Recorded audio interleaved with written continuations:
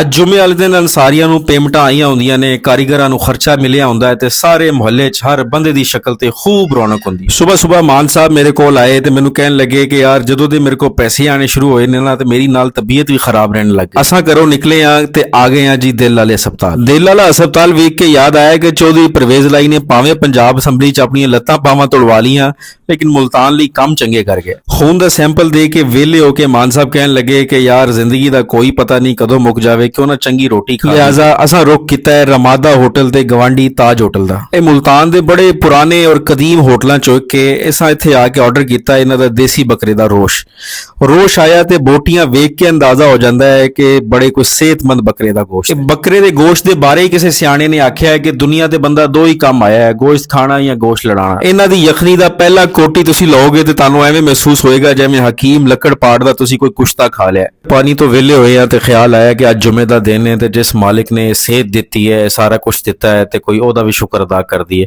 ਤੇ ਲਿਹਾਜ਼ਾ ਨਿਕਲ ਆਏ ਆ ਜੁਮਾ ਪੜਨ ਤੇ ਜਿਹੜੀ ਮਸਜਿਦ ਲੱਭੀ ਜਿੱਥੇ ਜੁਮਾ ਹੋ ਰਿਹਾ ਸੀ ਉੱਥੇ ਜੁਮਾ ਅਦਾ ਕੀਤਾ। ਤੇ ਆਖਿਰ ਤੇ ਮੇਰੀ ਕੋਟੇਸ਼ਨ ਤੁਸੀਂ ਹਮੇਸ਼ਾ ਯਾਦ ਰੱਖਣੀ ਹੈ ਕਿ ਰੱਜ ਕੇ ਖਪੋ, ਰੱਜ ਕੇ ਖਾਓ ਤੇ ਬੇਹੋਸ਼ ਹੋ ਕੇ ਸੋ ਜਾਓ।